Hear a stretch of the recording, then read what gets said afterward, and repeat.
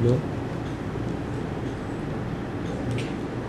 Okay, Assalamualaikum dan salam sejahtera kepada Profesor Madya Dr. Osman Muhammad Yusof dan Puan Daisy. Kami daripada kumpulan yang akan membuat projek pembinaan franchise stesen minyak Shell di Ambangan Heights, Sungai Petani, Kedah. Slide ini disediakan oleh Nurhanis Nadia binti Cik Isa, saya sendiri Siti Aisyah dan Zurini binti Zulkifli. Okey, sebab sedikit mengenai latar belakang syarikat. Nama syarikat telah kami berikan adalah HAZ Sendirian Berhad yang beralamat di Persiaran Aman Jaya 5, Sungai Petani, Kedah.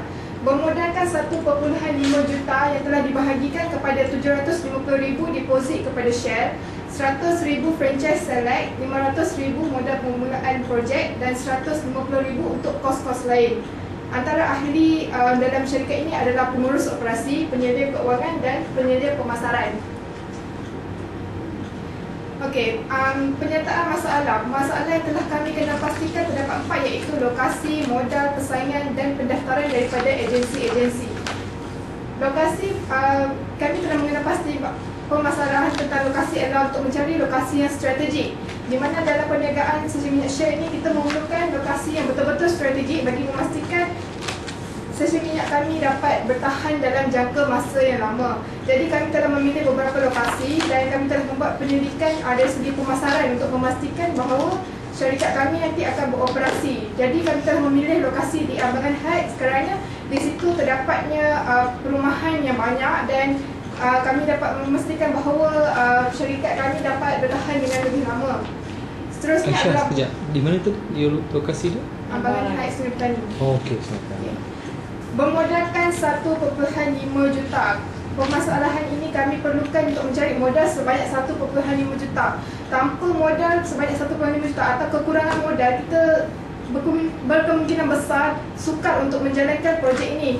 Kerana kami telah membuat belanjawan dan memastikan bahawa belanjawan kami hanya cukup 1.5 juta. Sekiranya belanjawan kami kurang daripada 1.5 juta, maka akan terjadinya cacat celah dalam projek kami itu.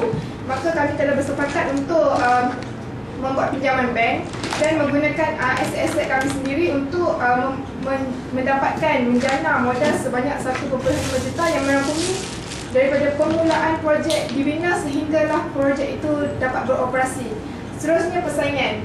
Di dalam setiap perniagaan akan mempunyai persaingan. Jadi dari segi syarikat minyak Shell, persaingan kami adalah daripada syarikat minyak yang jenama yang lain seperti Petronas, Caltex dan Esso. Jadi kami akan memastikan bahawa syarikat kami ini mampu untuk bersaing dari segi harga di kedai runcit. Walaupun kita dapat bersaing daripada harga petrol kerana itu telah ditetapkan. Jadi kita akan berusaha untuk memastikan harga barang runcit kita adalah yang terbaik. Jadi dari segi lain, kita menyediakan banyak kemudahan-kemudahan seperti surau yang bersih, tandas yang bersih, wifi percuma supaya kita dapat menarik lebih ramai pelanggan. Okey, seterusnya pendaftaran daripada agensi-agensi. Bagi memastikan projek ini dapat berjalan dengan lancar, kita telah mendaftar dengan agensi seperti KWSP, Pekeso, TNB, Telekom untuk memastikan sumber-sumber elektrik dipasang pada waktu yang telah ditetapkan. Okey, seterusnya visi dan misi. Saya akan menerangkan secara sepintas lalu mengenai visi kami, iaitu khidmat mesra pelanggan, cekap dan profesional, kebersihan diutamakan, kerjasama dalam pasukan. Misi pula adalah mewujudkan pelbagai perkhidmatan berkualiti, berdaya saing, harga berpatutan. Visi dan misi ini kita akan cuba capai bagi memastikan bahawa kita punya syarikat ini berdaya saing dan mampu untuk bertahan lebih lama dalam jangka masa yang lama, kerana kita punya had tak ada limit, tak ada had. Kita dalam status kekal lah. Okey, jangka hayat projek. Modal sebanyak 1.5 juta ini mempunyai jangka hayat yang lama seperti yang saya telah nyatakan sebentar tadi. Kita tiada limit, kita dah had seperti setengah projek yang mungkin mempunyai had sebanyak 3 tahun. Jadi kita punya projek ini serta dia adalah kekal. Hal ini kerana petrol mempunyai permintaan yang sangat tinggi dan semestinya pengguna membeli petrol.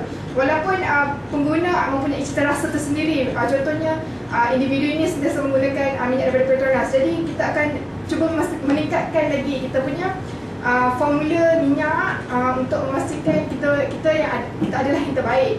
Projek ini kurang berisiko untuk gagal kerana minyak kenderaan sudah semestinya memerlukan minyak petrol, bas, kereta, motosikal dan sebagainya.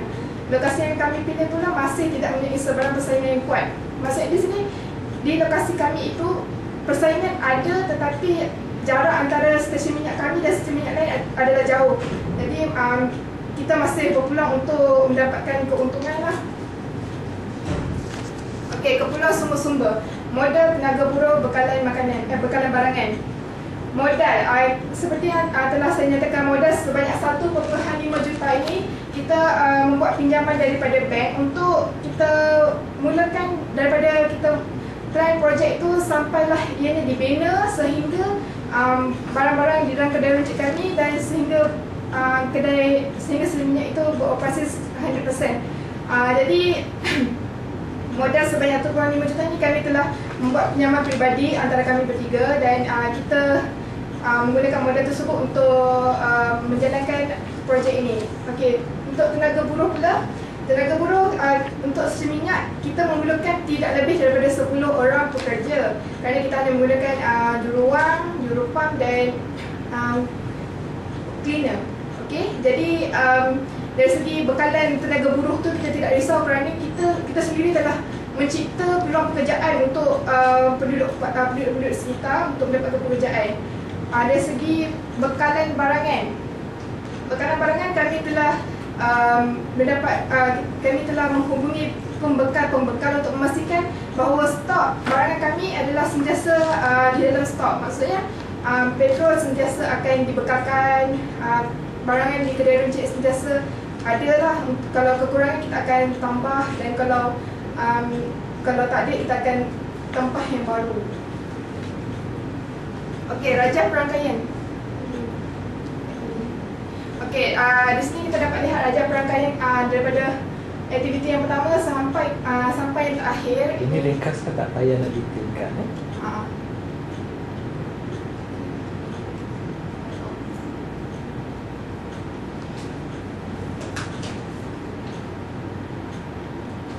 Jadi di sini pertama sekali kita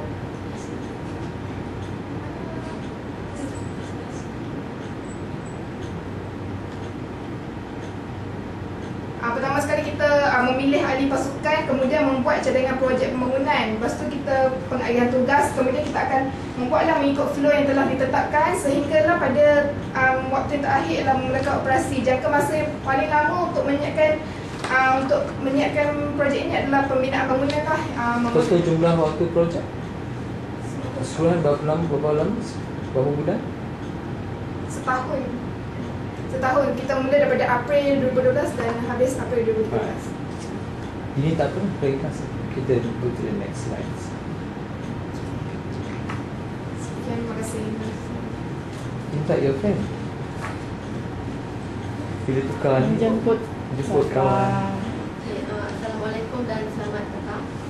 Saya akan membincangkan lokasi dan saiz projek. Seperti yang Prof dapat lihat di dalam CPP halaman 28.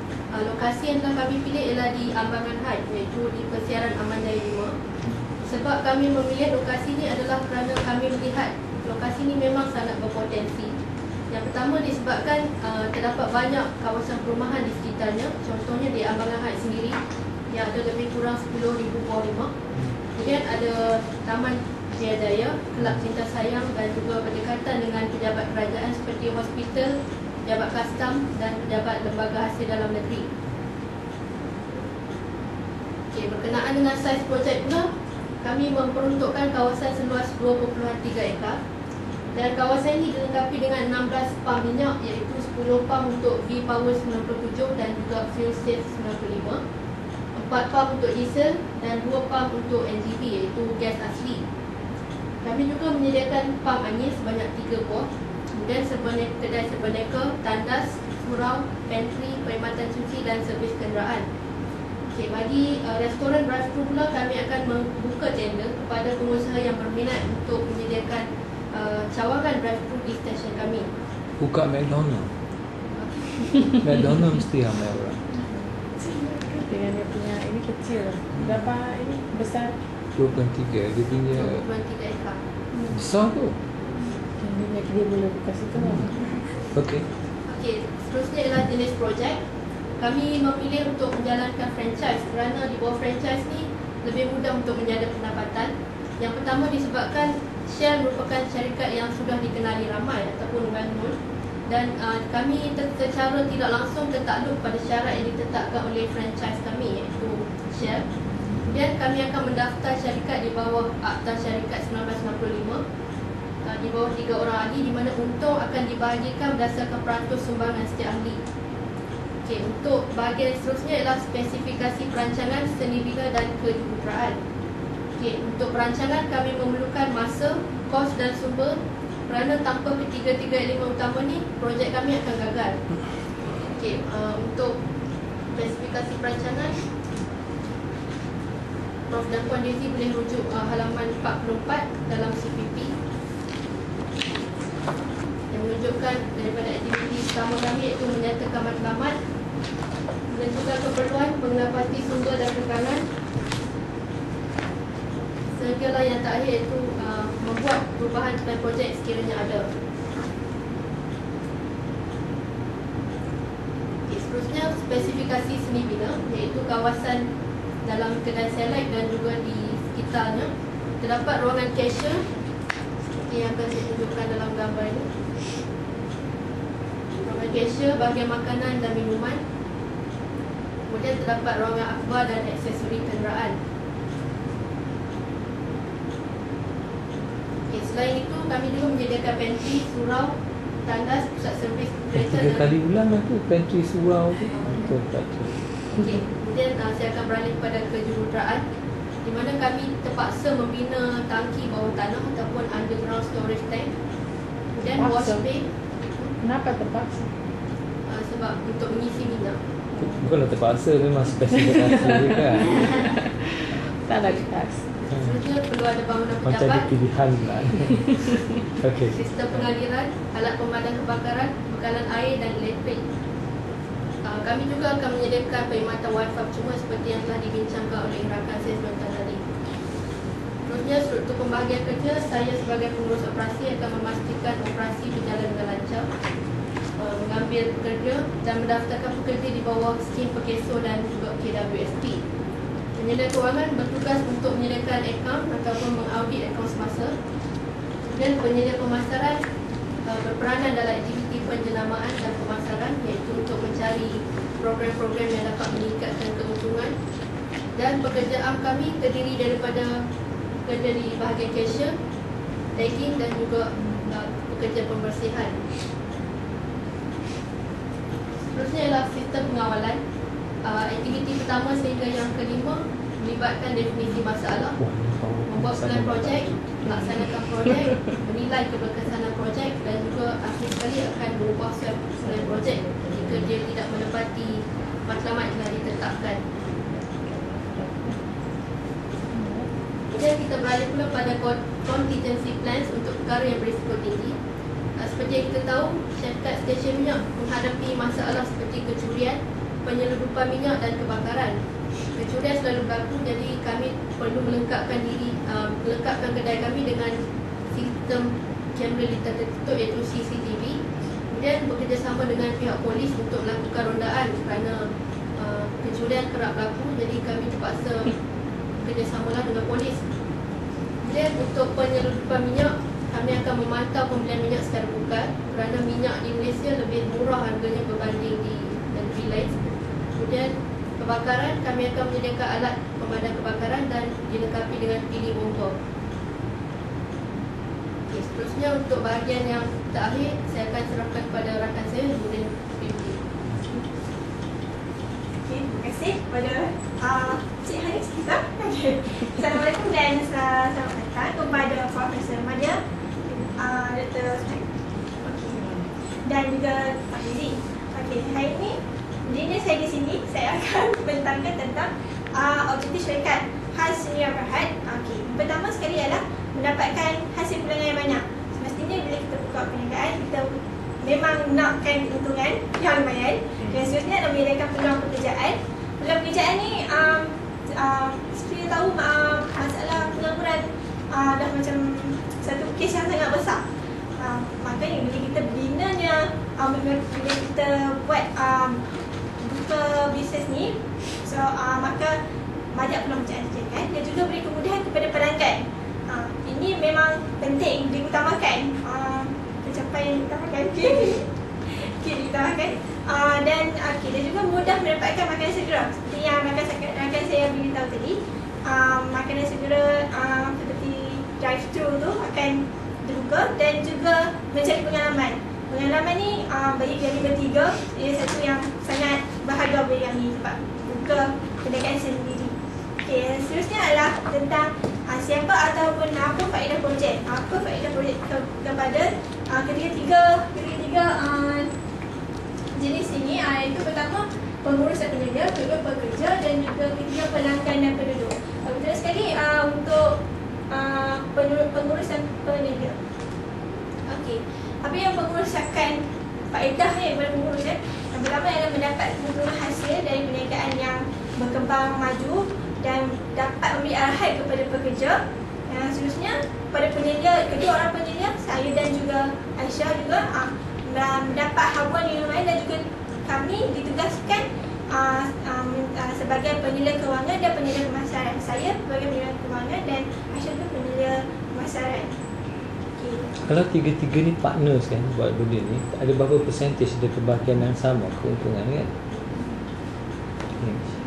Seterusnya kepada pekerja pula. Pekerja, apa faedah yang akan mereka dapat?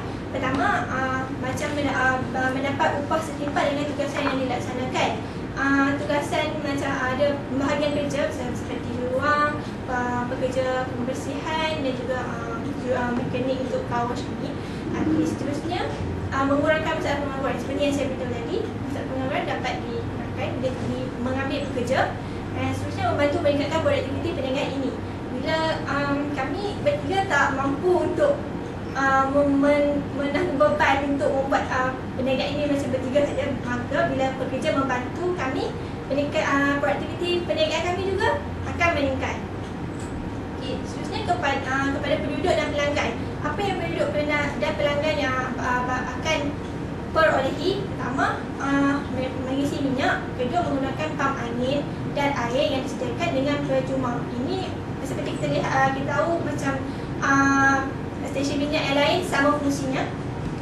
Seperti Shell juga, stesen minyak kami juga menyediakan ini. Yang kedua adalah car wash ini, pembersihan kenderaan pada harga serendah 5 minit selama harga serendah RM5 selama 5 minit. Okey, dan pelanggan penduduk juga dapat memeriksa keadaan kenderaan setelah memandu. Ini bagi pelanggan yang datang dari jarak yang jauh, mereka dapat berhenti di stesen minyak kami sebagai one stop untuk mereka. Yang ni servis ni kita franchisekan peluang ke atau macam yang tadi kan makan ataupun car wash ke ataupun alright, okey. Seterusnya adalah untuk share select. Share select, okay, membeli barang tu boleh di kedai Sermanika. Seperti kita tahu, kedai Sermanika kami akan menyediakan berbagai jenis servis macam seperti yang diterangkan oleh rakan saya tadi, makanan, aksesori kenderaan, minuman dan sebagainya. Okey, selain itu mereka juga dapat menikmati hidangan makanan segera yang kami buka tender untuk drive-thru. Okey, seterusnya surau dapat menunaikan bagi orang yang beragama Islam. Ini penting supaya dapat menunaikan solat. Surau kami disarankan dapat menampung seramai 20 orang jemaah. Okay, dan juga menggunakan tandas yang disediakan.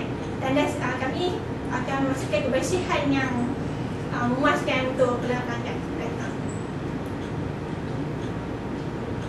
Okay. Seterusnya, ini adalah persekitaran pemasaran kami di Ambangan Had, Sungai Petani. Yang tempat kosong itu adalah bakal pemindahan Shell kami, dan sekeliling tu memang ada perumahan lagi yang akan dibina kan? Tepi tu ada perumahan. Yang di sebelah sana tu ada lagi pemaju yang nak bina perumahan. Okay, ini kita boleh tengok kos rumah yang kami dapat lihat di sini, kami dapat nilai ialah rumah yang bernilai kos sederhana inilah satu unit kalau salah saya 290,000. Okey. Bunyi tu dah tamat kan? So kita boleh buat kesimpulan lah satu minit. Kesimpulan kadang belajar kan? Dah habis masa. Okey, kesimpulan yang dapat kami simpulkan di sini, kami berharap perjalanan projek kami ini diterima oleh Prof Polisi, dan juga berharap penilaian kami yang mendapat sambutan yang ramai apabila kami memulakan sebesar kami memulakan perniagaan kami ini. Okey, benda ni kita buat melalui share kan? Okey. Kalau cadangan ni memang boleh dilaksanakan, okay, apa tindakan seterusnya kalau share kata okey boleh dilaksanakan, dia boleh buat? InsyaAllah boleh buat. Kan sebab nampak benda tu semua dah ambil kira pasaran, lokasi, strategi dan sebagainya kan. Dana lah tadi kan yang agak itu kan. Tadi kata dari mana tadi? Kami dana kami bank CIMB buat pinjaman sebesar 1.5 juta. Dan kami ada deposit share 750. Dan yang sebenarnya tu kami Minyak ni tak ada masalah, dia sentiasa akan ada orang beli kan. Cuma my question is, tapak tu tapak siapa? Maju bagi tak? Dia bukan ada cara boleh buat JV dengan dia, joint venture kan, jadi saham berapa semua apa kan. Itu sebab tempat ni memang sangat perlukan apa stesen minyak, saya nampak kan lokasi dia semua. Okay, last word apa dia kata-kata akhir sebelum you tutup?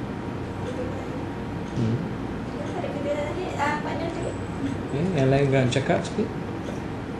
Apa yang saya dapat memastikan syarikat kami akan mendapat keuntungan yang berlipat-lipat kali ganda untuk mendapatkan balik modal tu mungkin memakan masa selama setahun, tetapi setiap bulan kita akan improve kita punya pemasaran dan kita akan mendapat untung yang banyak daripada syarikat.